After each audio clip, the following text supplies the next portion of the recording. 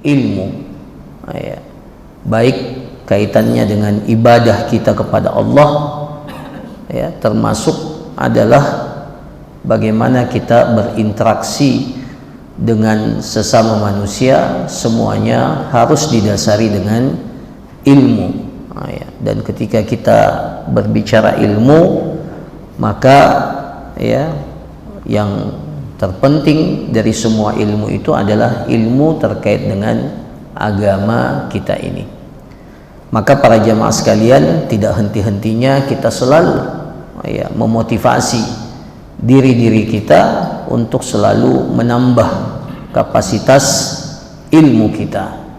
Tentunya ilmu yang diharapkan ilmu yang tidak berdiri sendiri, tetapi ilmu yang melahirkan penghambaan, ilmu yang melahirkan rasa takut, ilmu yang melahirkan amalan, ya, yang dengannya kita dapat melaksanakan tugas penghambaan kita kepada Allah Azza wa Jalla.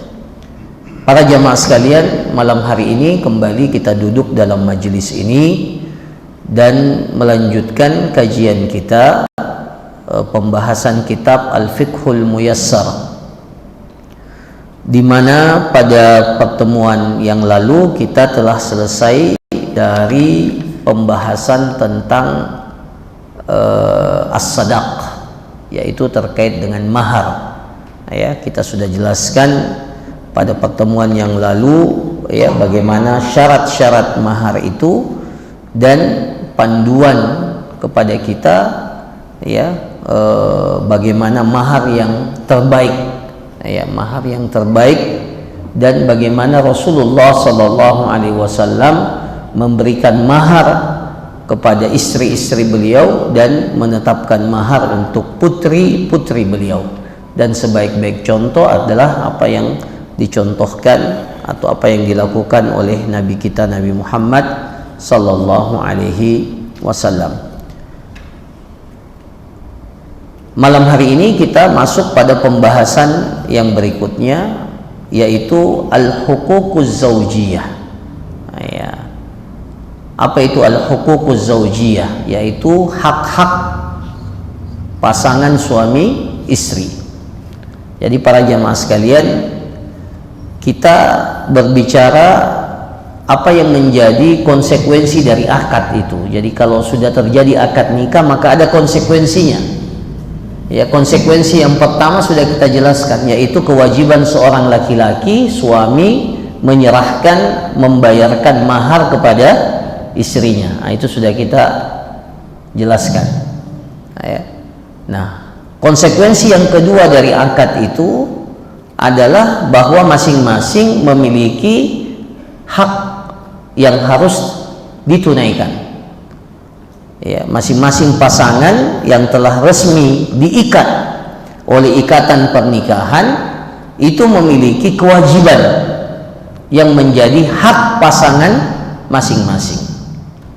Ya, maka para jamaah sekalian, menjadi wajib, bahkan fardu ain bagi setiap pasangan suami istri untuk mengetahui apa yang menjadi kewajibannya, sekaligus tentunya itu menjadi hak pasangan masing-masing. Nah, di sini akan dijelaskan apa yang menjadi hak suami, ya, atau hak istri, dan apa yang menjadi hak suami, dan apa yang menjadi hak kedua-duanya. Jadi ada hak yang berdiri sendiri, masing-masing pasangan memiliki hak, ya, hak suami secara khusus, hak istri secara khusus, dan ada al-huququl mushtarakah, hak-hak yang sifatnya gabungan, ya, keduanya memiliki hak yang mushtarakah, yang tentunya bersama, ya, baik suami ataupun istri. Nah, kita mulai dulu dari hak suami, ya, maaf, hak istri. Ya, jadi di dalam kitab ini dikatakan idza waqa'a 'aqdun nikahi sahihan, apabila akad nikah itu sah, ya, telah sah, akad nikah itu telah sah. Kapan dikatakan sah akad nikah itu? Kalau semua persyaratan dan rukun pernikahan itu sudah terpenuhi, rukunnya sudah ada.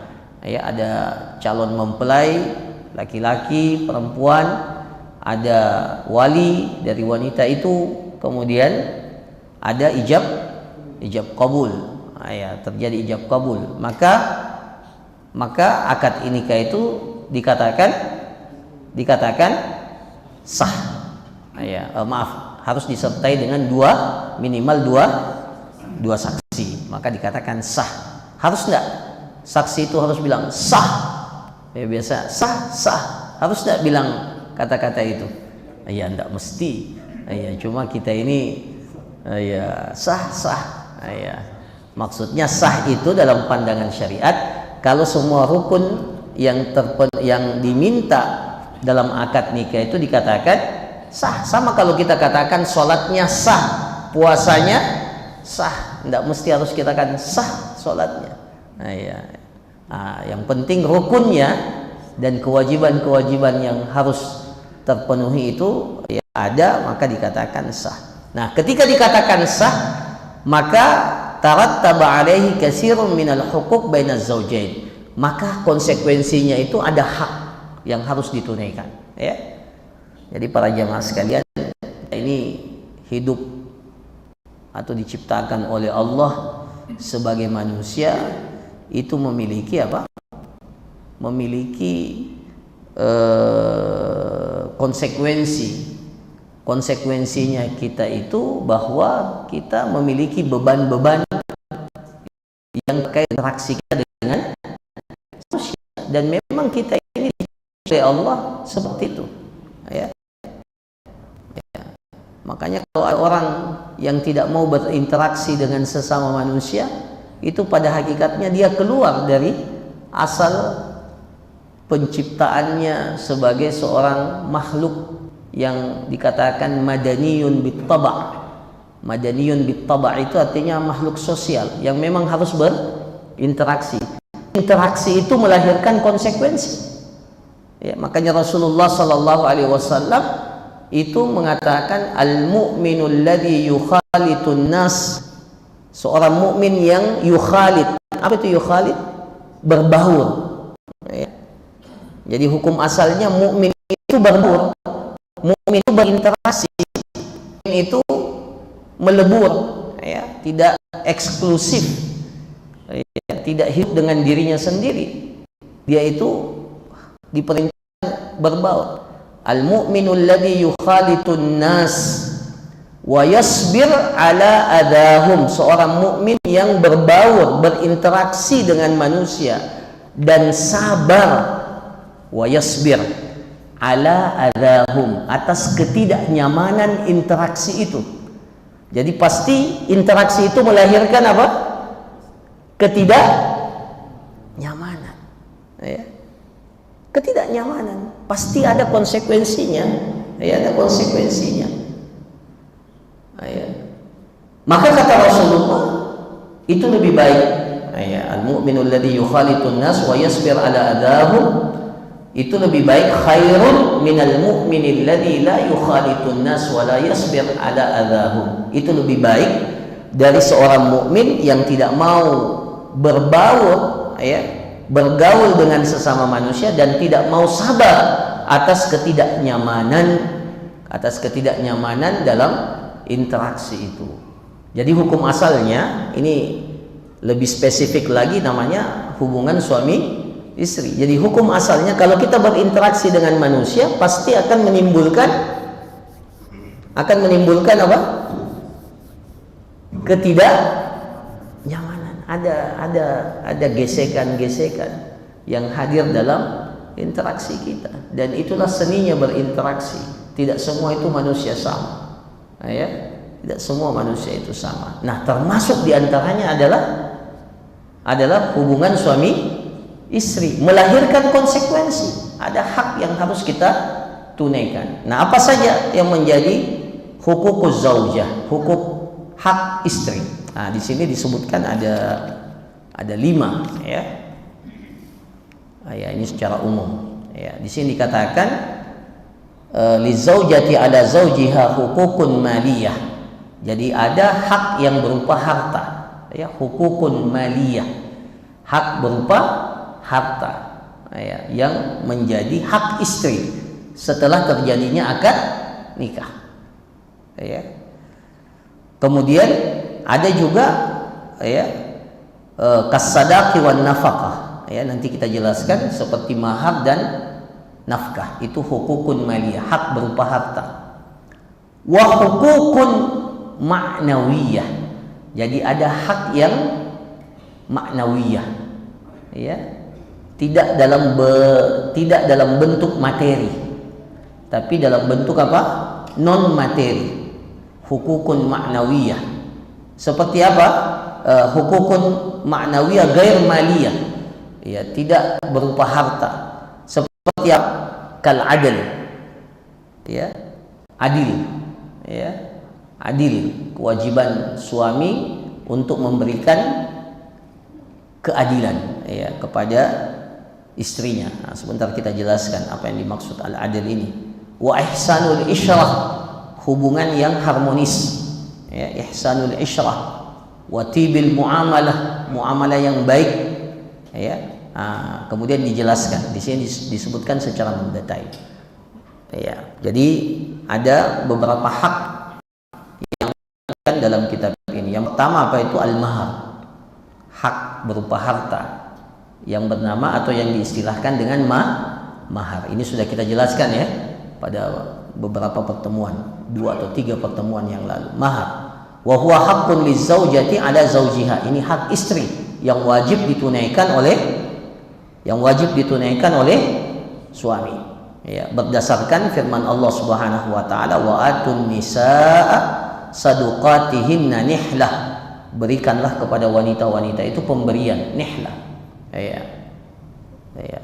Dan dalil-dalil yang lain yang sudah kita jelaskan pada beberapa pertemuan yang lalu. Nah, itu hak yang pertama, hak istri itu mahar, ya, hak istri itu mendapatkan mahar. Yang kedua, hak istri itu adalah an-nafaqah wal kiswah was sukna, ya, yang kita istilahkan dengan apa? Sandang, pangan, dan papan, ya. An-nafaqah, nafaqah itu nafkah yang wajib diberikan kepada istri, ya. Jadi kalau ada suami menikah tidak mau mencari nafkah, tidak memberikan nafkah, dia telah melanggar, ya, melanggar apa yang menjadi kewajibannya dan mencederai apa yang menjadi hak pasangannya, nafkah, ya. Wal kiswah, apa itu kiswah? Pakaian, ya, nafkah ini materi, ya, nafkah yang dimaksud ini nafkah materi, ya. Kiswah, apa itu kiswah, Pak? Pakaian. Wasukna, apa itu asukna? Tempat tinggal. Ah, jadi ini hak istri. Dan istri kalau dikatakan mempunyai hak, dia bisa menuntut, namanya saja hak, ya, dan menjadi kewajiban suami untuk memenuhi itu, ya. Jadi ada 3 nafkah, ya, selain mahar, nafkah, ya, nafkah materi maksudnya, kemudian pakaian dan tempat tinggal. Fayajibu ala zauji tahsiluha lil mar'ah, kewajiban suami untuk menyediakan itu untuk istrinya, ya. Berdasarkan firman Allah Subhanahu wa taala, wal walidatu yurdi'na auladahunna haulaini kamilain, ya, ibu-ibu itu, para wanita itu, ibu, ya, wal walidat, para wanita, ibu itu, yurdi'na auladahunna haulaini kamilain, mereka menyusui anak-anak mereka itu selama berapa tahun? 2 tahun. Haulaini kamilain, 2 kali haul yang sempurna, yaitu 2 tahun. Liman arada ayyutimma radha'ah, bagi siapa yang ingin menyempurnakan masa susuan itu. Nah, kemudian Allah Subhanahu wa taala mengatakan, wa 'alal mauludi lahu. Siapa itu wa 'alal mauludi lahu? Para ayah, ya, para ayah, wa 'alal mauludi lahu, dan kepada orang-orang yang ya dengannya dia mendapatkan keturunan, yaitu para ayah. Wa 'alal mauludi lahu, apa kewajiban mereka? Rizquhunna, memberikan rezeki ini maksudnya nafkah ya kepada mereka, kepada para ibu itu. Rizquhunna wa kiswatuhunna bil ma'ruf, begitu pula memberikan pakaian, tempat tinggal ya, pakaian yang dapat menutupi diri mereka dan melindungi diri mereka dari hal-hal yang dapat mengganggu fisik mereka dan kesehatan mereka ya. Jadi menjadi kewajiban untuk memberikan nafkah berupa materi dan memberikan apa yang melindungi wanita itu kewajiban. Wa 'alal mauludi lahu rizquhunna ya. Maka tugas suami untuk menghadirkan semua itu, dan itu menjadi konsekuensi akad nikah ya, akad nikah ya, yang dilakukan ya.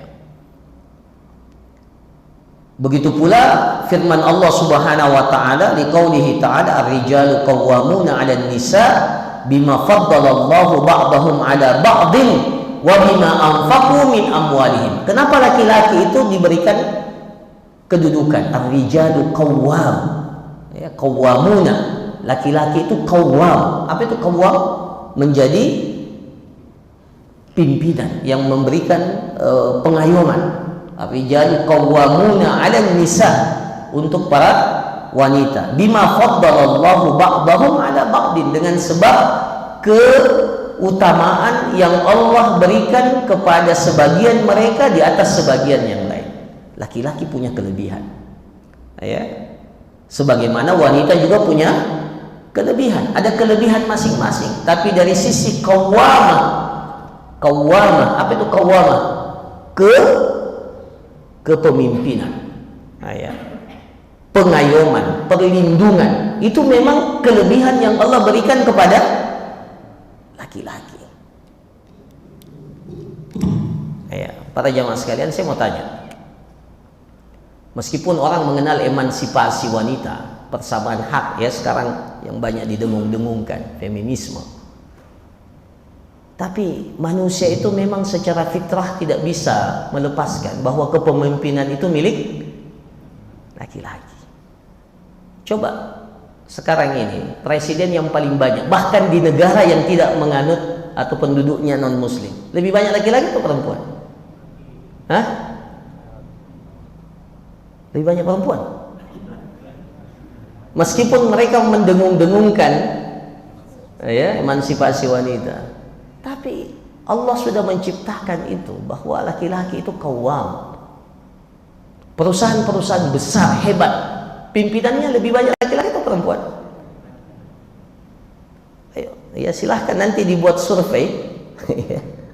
Bahkan di negara-negara yang tidak atau penduduknya tidak beragama Islam ya.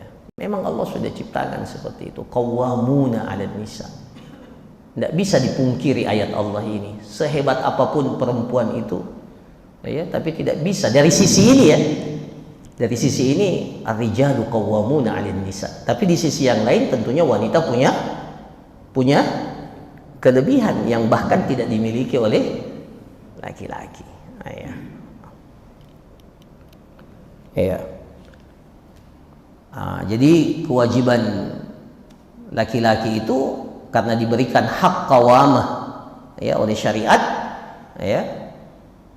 Di sini dikatakan ar-rijalu qawwamuna 'alan nisa bima faddalallahu ba'dahum 'ala ba'din wa bima anfaqu min amwalihim, dan dengan sebab apa yang mereka berikan nafkah, apa yang mereka berikan berupa nafkah dari harta-harta mereka. Jadi ini kewajiban ya laki-laki. Nah, jadi kalau ada sebaliknya,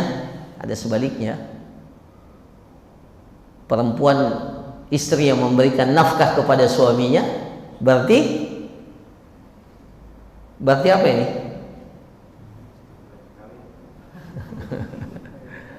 Berarti suaminya ini tidak menjalankan apa yang menjadi kewajibannya. Ya, saya pernah ya bukan pernah. Ya, ini banyak kasus yang kita dapati, ini mohon maaf. Ya. Kasihan ya, dari satu sisi kita kasihan, prihatin ya.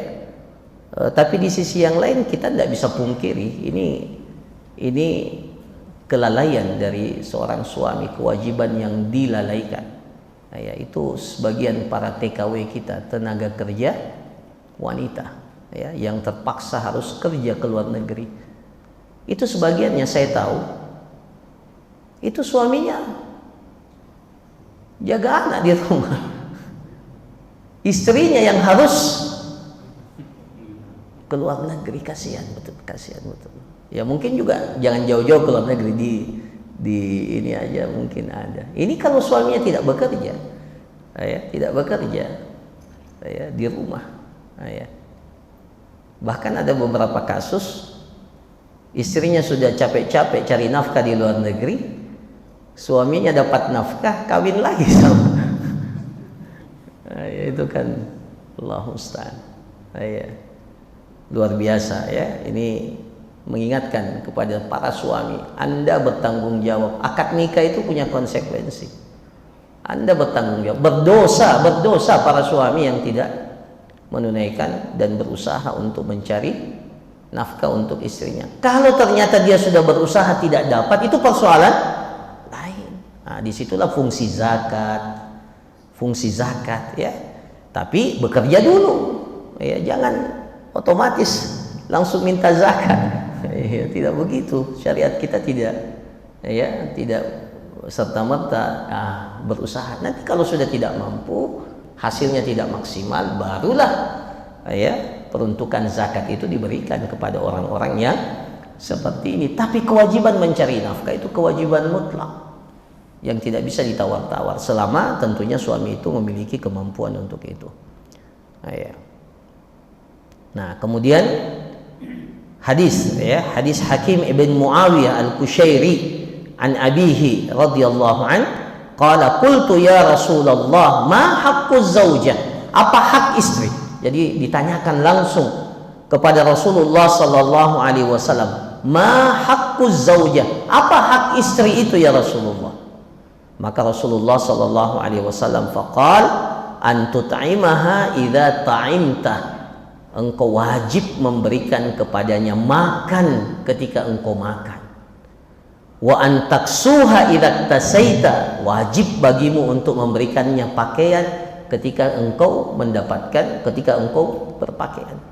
Ya, jangan kita makan tidak berikan makan kepada istri. Kita beli pakaian lupa istrinya juga perlu diberikan pakaian. Jadi ini hak yang sama yang Allah wajibkan kepada suami. Kemudian hadis Jabir radhiyallahu an fi khutbati Rasulillah sallallahu alaihi wasallam, wa fi dalam khutbah Rasulullah sallallahu alaihi wasallam, kalau tidak salah di khutbatul wada ya, salah satu di antara khutbah yang disampaikan ya oleh Rasulullah sallallahu alaihi wasallam pada saat Rasulullah berhaji, hajjatul wada, pada saat beliau wukuf di Arafah, yang dikenal dengan khutbah Arafah ya, yang dikenal dengan khutbah Arafah. Apa di antara khutbahnya? Istausu bin nisa'i khaira. Istausu bin nisa'i khaira. Ya, berwasiatlah kalian. Istausu, ya, saling berwasiatlah kalian, atau peganglah ya wasiat ya tentang wanita ini dengan baik. Fa innakum akhadtumuhunna bi amanatillah, karena engkau telah mengambil wanita-wanita itu dengan titipan amanah dari Allah azza wajalla ya. Wastahlaltum furujahunna bi kalimatillah, engkau menghalalkan wanita itu sehingga engkau dapat bersenang-senang dengannya dengan kalimat Allah ya. Jadi para jamaah sekalian, ini bukan main-main ya. Jadi pada saat khutbah di Arafah ya, Rasulullah Sallallahu Alaihi Wasallam, atau pada saat haji, beliau menyampaikan pesannya ya, terutama kepada para suami untuk menjaga hak-hak istrinya. Nah, salah satu di antara apa yang disebutkan oleh Rasulullah Sallallahu Alaihi Wasallam, walahunna alaikum rizquhunna wa kiswatuhunna bil ma'ruf, dan menjadi hak mereka, lahunna, hak mereka ya, alaikum, atas kalian para suami, apa itu? Rizquhunna, nafkah, rezeki untuk mereka, wa kiswatuhunna, pakaian ya, yang menutupi, melindungi badan mereka, bil ma'ruf, dengan cara yang ma'ruf. Jadi itu para jemaah sekalian. Bagaimana batasannya? Dikembalikan kepada yang ma'ruf. Yang ma'ruf, ma'ruf itu standarnya apa? Yang ma'ruf itu standarnya apa para jemaah sekalian? Pertama, standarnya tidak bertentangan dengan syariat ya. Kemudian yang kedua, sesuai dengan batas kewajaran yang berlaku di satu tempat ya. Jadi ada batas kewajaran ya, yang berlaku di setiap tempat ya. Seperti kita kalau di Indonesia atau di Makassar atau di mana saja ya, itu ukurannya. Wanita itu punya baju berapa ya, yang dijadikan ukuran itu yang pertengahan ya, pertengahan.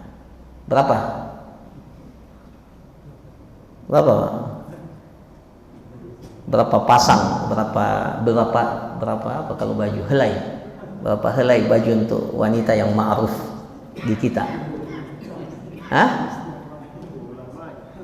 Ya, setidak-tidaknya begini ya, kalau mau mengukur yang standar ya, ada baju di rumah ya, ada baju untuk ibadah sholat, ada pakaian untuk apa, hari Id ya, ada pakaian untuk keluar rumah ya. Itu yang standar-standar itu ya.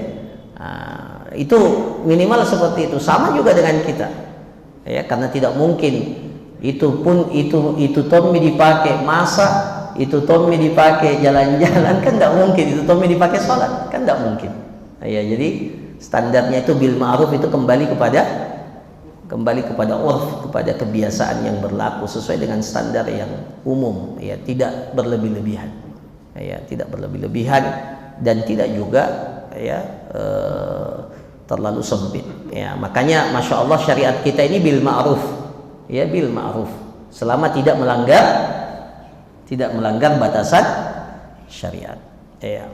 Kalau ada pakaian tidur yang khusus, maka ya, jangan kalau istrinya minta pakaian tidur, itu tidak syar'i itu, tidak ya. Memangnya dia mau pakai mukena kalau tidur ya, kan tidak ya. Itu bagian daripada yang ma'ruf ya. Nah para jamaah sekalian, nah termasuk diantaranya adalah tempat tinggal ya. Tempat tinggal ini kata para ulama kita, ini saya perlu tegaskan supaya laki-laki ini punya semangat, punya rumah semua ya. Para suami ya, jangan berprinsip apa istilahnya, perumahan mertua indah, perumahan mertua indah. Iya, tidak apa-apa lah kalau mertuanya mampu dan menginginkan itu ya. Tapi harusnya kita itu punya, karena ini bagian daripada tuntunan syariat. Kata para ulama kita ya, kalau di satu tempat kebiasaannya itu setiap laki-laki atau setiap rumah tangga punya rumah sendiri, tidak numpang, maka itulah ukuran ma'rufnya ya. Maka alhamdulillah kita ini tidak mesti punya rumah. Kebiasaan kita ada yang punya rumah sendiri, ada yang masih ngontrak. Itu ma'ruf buat kita ya, ma'ruf buat kita. Maksudnya tidak aib kalau seseorang itu masih. Tapi prinsipnya kata para ulama itu bil ma'ruf ya, bil ma'ruf ya, bil ma'ruf. Nah ini para jamaah sekalian. Ya, setelah ini lihat-lihat harga-harga rumah ya. Ya, sesuai kemampuan. Ya.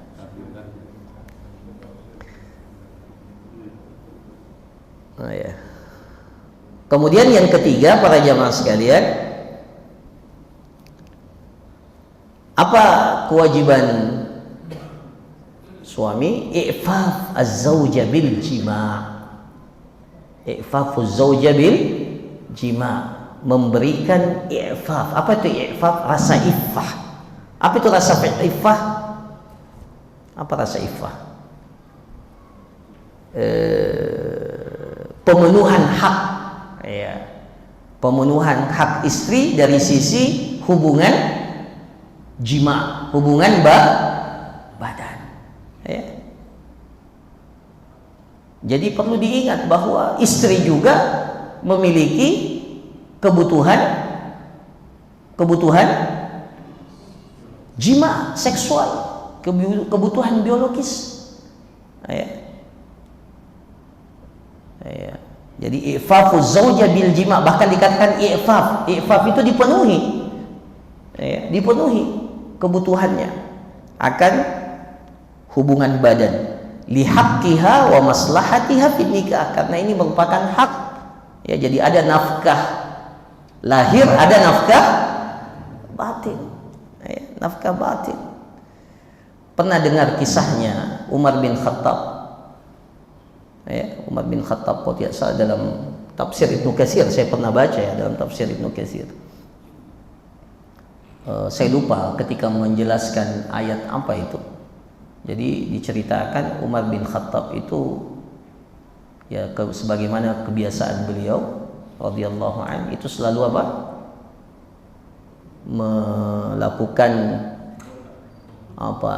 Belusukan, ya, kalau istilah, ya, selalu mengecek, ya.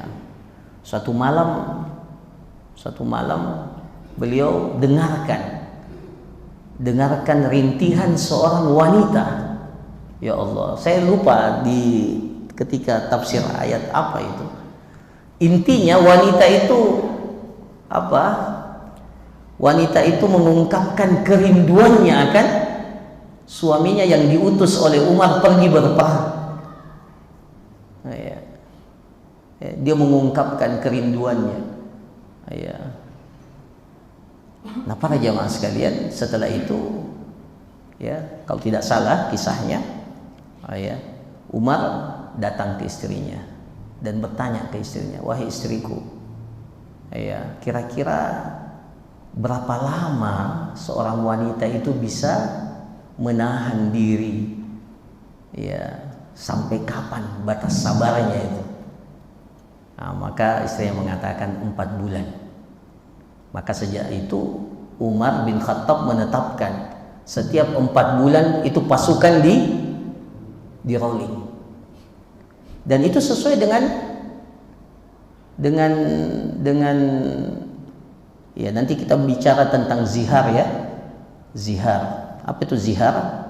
Seorang suami yang bersumpah untuk tidak menggauli istrinya. Ini nanti insya Allah akan ada pembahasan tentang zihar. Nah, itu diberikan kesempatan memang sampai 4 bulan. Kalau sampai 4 bulan dia tidak mau menyentuh istrinya, maka dia wajib untuk menceraikan istrinya. Tidak. Perempuan itu juga punya hasrat, sebagaimana laki-laki punya hasrat, ya. Nah, jadi harus diberikan hak istri itu, ifaf az-zawja bil jima', ya. Jadi mura'at li haqqiha wa maslahatiha fi nikah wa daf'an lil fitnati anha, dan untuk menepis fitnah dari wanita itu, ya. Ya. Li umumi qaulihi ta'ala, ya. Apa dalilnya? Dalil menyentuh istri ini menjadi hak istri dan kewajiban suami. Jadi jangan dianggap, ya.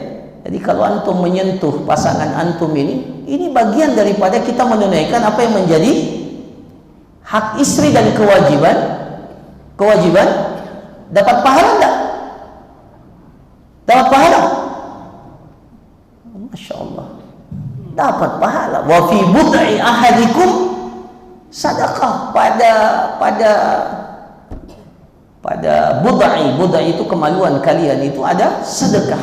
Ya, jadi kalau Anda melakukan itu bagian daripada ya, melakukan kewajiban ya. Nah, apa dalilnya? Nah, selain hadis yang kita sebutkan tadi, fa idza tatahharna fa'tuhunna min haitsu amarakumullah. Kalau wanita-wanita itu sudah suci dari haid, fa idza tatahharna fa'tuhunna, maka datangilah mereka. Ya, fa'tuhunna min haitsu amara, bahkan diperintahkan di sini. Ya, tapi nanti kalau sudah suci dan sudah mandi, ya, jangan sekedar suci saja. Ya, tatahharna, dia sudah bersuci. Fa'tuhunna min haitsu amarakumullah, maka datangi mereka seperti apa yang Allah perintahkan kepada kalian.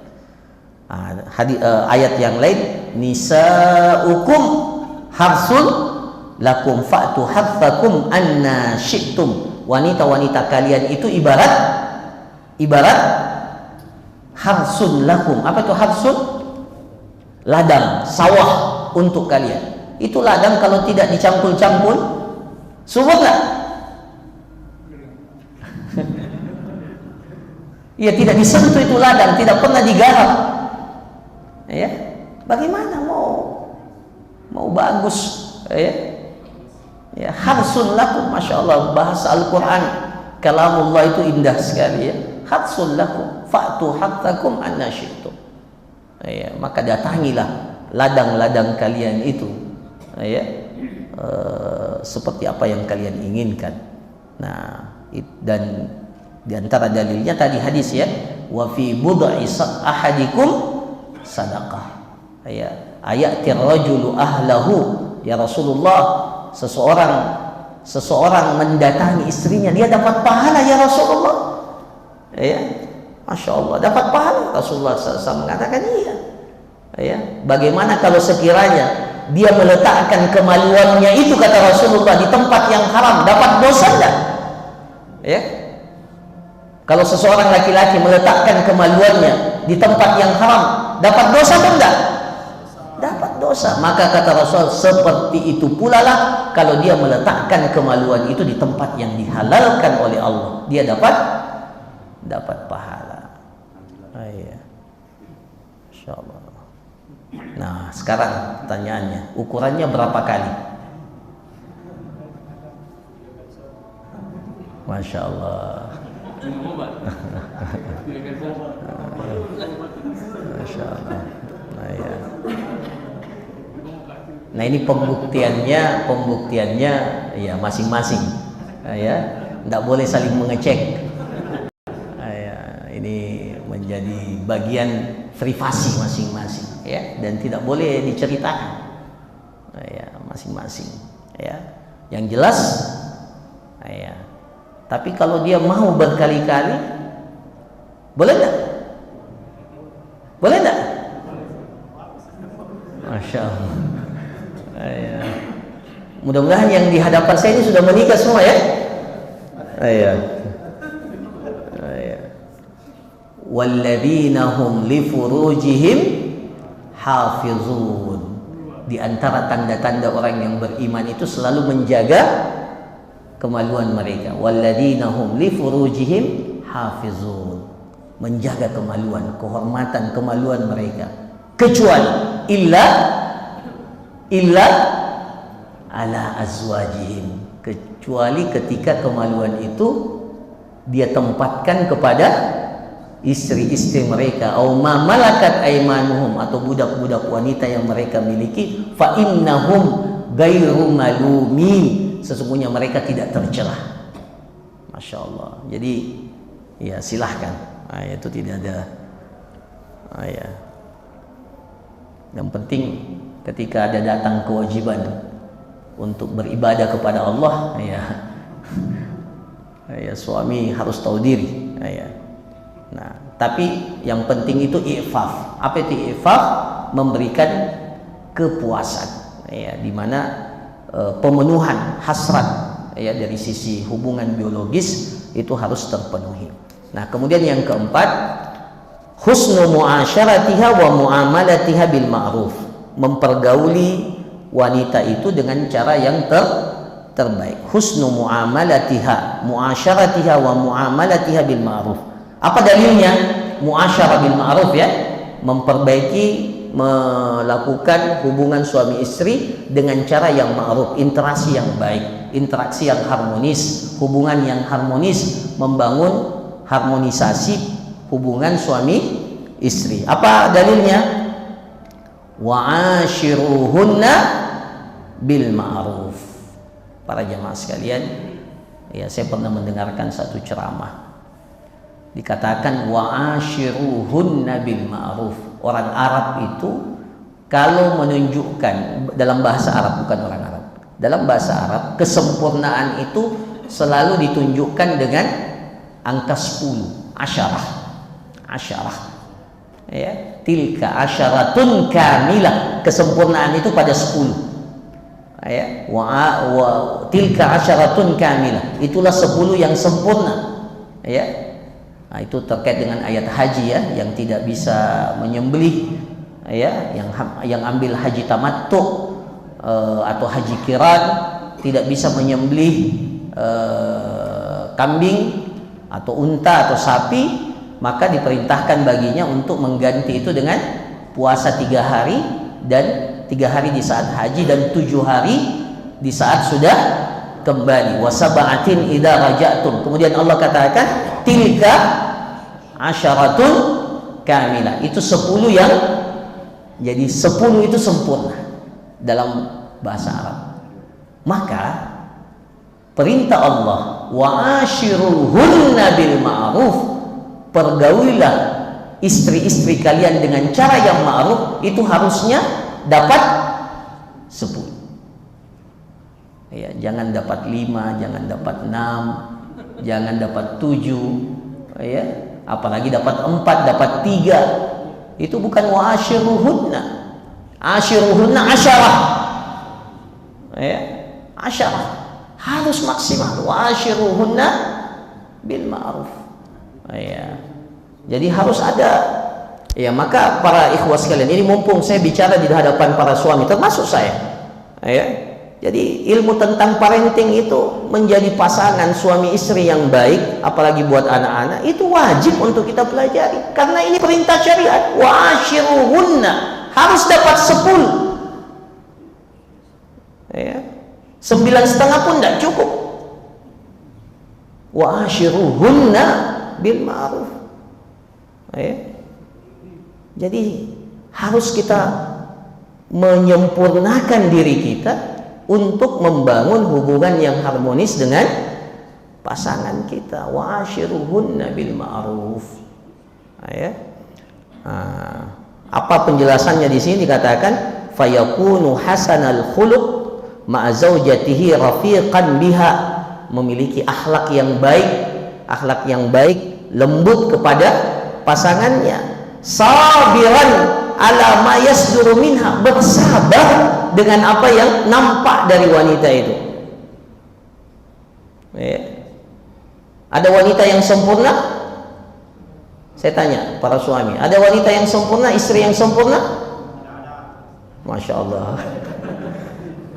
Ya. Sebagaimana tidak ada suami yang, sebagaimana kita juga tidak sempurna, maka masing-masing harus bermuasyarah, menyempurnakan, ya, mempantaskan, ya, dirinya ini untuk menjadi orang-orang yang dapat 10.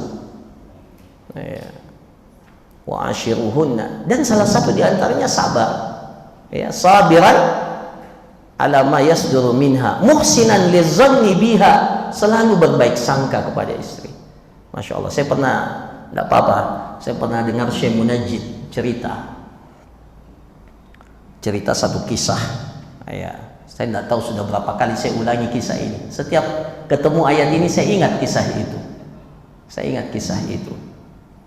Ya. Jadi Syekh Munajjid itu cerita, ada seorang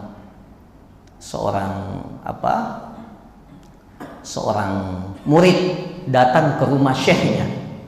Ya, beliau tidak sebutkan siapa. Jadi seorang murid datang ke rumah syekhnya. Ketika dia bertamu ke rumah gurunya, ke rumah syekhnya, ya,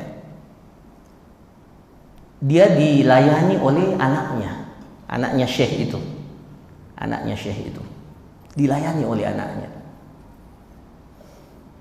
Dan pelayanannya luar biasa. Ya, dilayani dan Masya Allah. Dan anak ini sangat hormat kepada bapaknya, kepada syekhnya itu, kepada gurunya tamu itu. Ya, syekhnya. Akhirnya ketika anak itu ya masuk ke dalam rumahnya, sang murid bertanya kepada syekh itu, "Syekh, tolong ya berikan saya tips bagaimana caranya punya anak soleh seperti itu, anak berbakti seperti itu.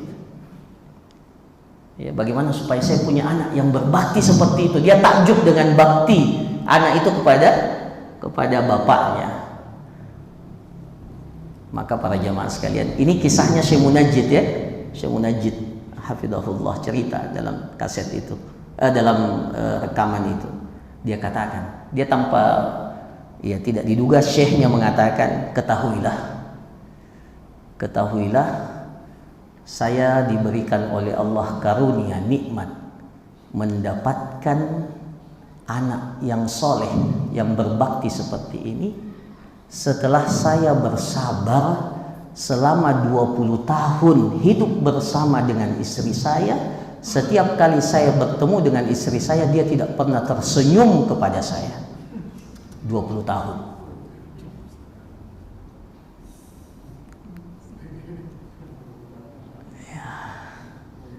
Ya, saya dengar kisah, makanya saya ingat terus itu kisah. Ya, luar biasa. Sabar 20 tahun, sedikit pun istrinya tidak pernah senyum. Ya, kita tidak tahu kenapa bisa menikah ya. Tapi dia sabar. Sabar menghadapi istrinya yang kalau kita mungkin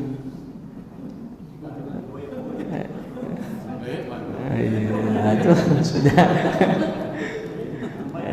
Jadi para jamaah sekalian, muasyarah itu memang kita harus memantaskan diri kita untuk dapat 10. Memang perjuangan itu. Wa ashiruhunna bil ma'ruf. Rasulullah sallallahu alaihi wasallam bersabda, khairukum li ahli. Sebaik-baik kalian itu adalah orang yang paling baik untuk khairukum. Kan Rasulullah banyak menjelaskan tentang kriteria manusia terbaik kan? Manusia terbaik seperti ini, manusia terbaik seperti ini. Salah satu diantaranya adalah indikatornya khairukum li ahli. Sebaik-baik kalian siapa yang paling baik kepada keluarganya. Wa ana khairukum li ahli. Nah, kemudian yang terakhir para jamaah sekalian, hak yang terakhir untuk istri itu al-adlu baina nisaihi fil mabiti wal nafaqah. Berlaku adil kepada istri-istrinya dalam hal mabit. Apa itu mabit? Bermalam dan nafkah. Ini bagi siapa? Bagi yang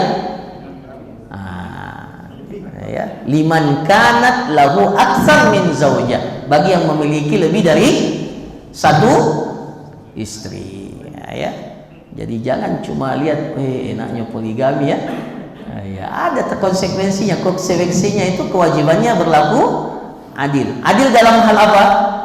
Dalam rasa cinta, rasa sayang. Itu tidak dimiliki oleh kita tidak mampu di situ. Bisa saja ada kecenderungan, tapi untuk menampakkan keadilan ada standarnya dalam syariat. Apa itu mabit? Apa itu mabit? Bermalamnya. Jangan di yang satu 5 malam, yang di satu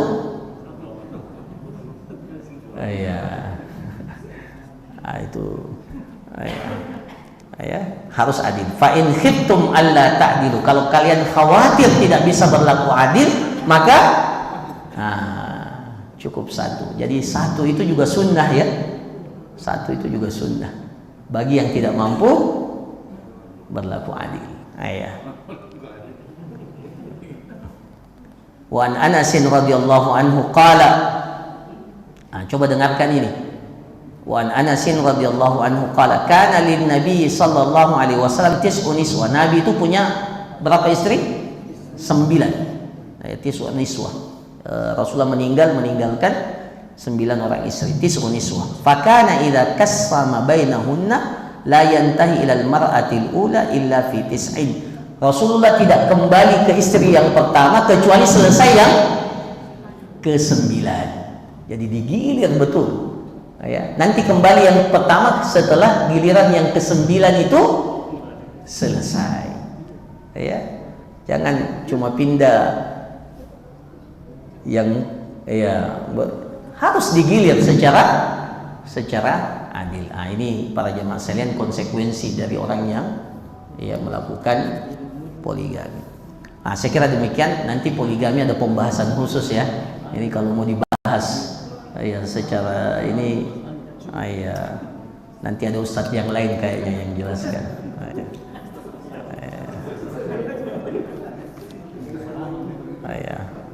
Karena banyak juga fikihnya itu ya. Saya kira demikian para jamaah sekalian apa yang dapat dijelaskan, mudah-mudahan bermanfaat. Ya, malam ini jangan, kayaknya sudah cukup ya. Tidak usah pertanyaan ya, mudah-mudahan sudah paham semua. Ya. Barakallahu fikum, jazakumullah khairan, subhanakallahumma rabbana wa bihamdik, nasyhadu an la ilaha illa anta, nastaghfiruka wa natubu ilaik. Wa sallallahu ala nabiyyina Muhammad wa ala alihi washabihi ajmain. Assalamualaikum warahmatullahi wabarakatuh.